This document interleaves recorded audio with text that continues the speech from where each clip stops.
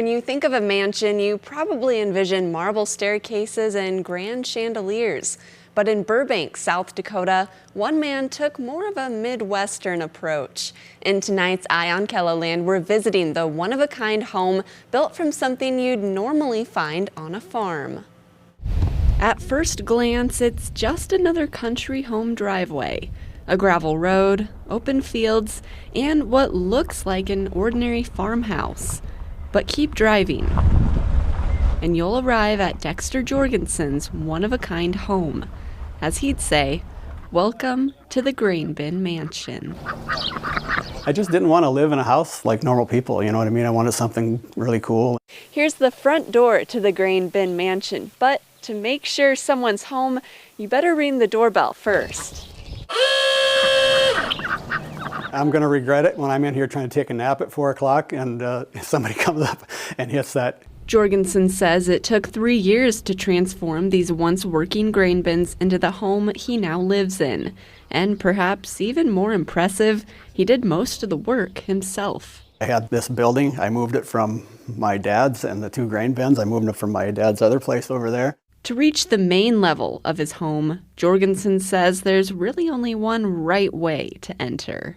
I've been collecting those beer cans since I was 17 years old, you know, and they've been in cases getting dust on them in the closet, you know, as I finally, you know what, I'm going to display these, but how? Through this hallway lined with thousands of beer cans and up the winding staircase decorated with license plates from all 50 states. That's the first taste of it all, yep.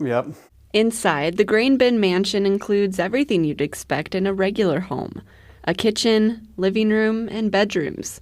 But the personal touches make this space unlike any other. This totem pole came from the Ed Galloway Museum along Route 66 in Oklahoma. They say that they're estimating this thing had like 10 million pictures taken of it over the last, since the 1960s, you know? That's my favorite thing, I think. Then there's what Jorgensen calls his indoor waterfall, designed to sound like rain falling on a roof. Pretty cool. I actually use it quite a bit too, you know, it's just a nice peaceful sound, you know. Out back, chickens and ducks wander around a pond, another project Jorgensen built himself.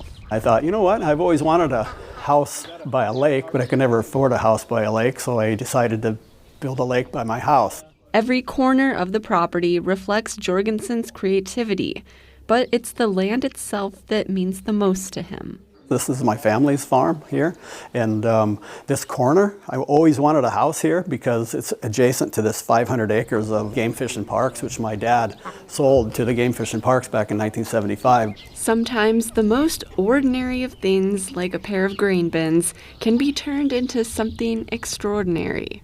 In Jorgensen's case, all it took was a little creativity to transform the structures that once stored a harvest into the home he's always dreamed of.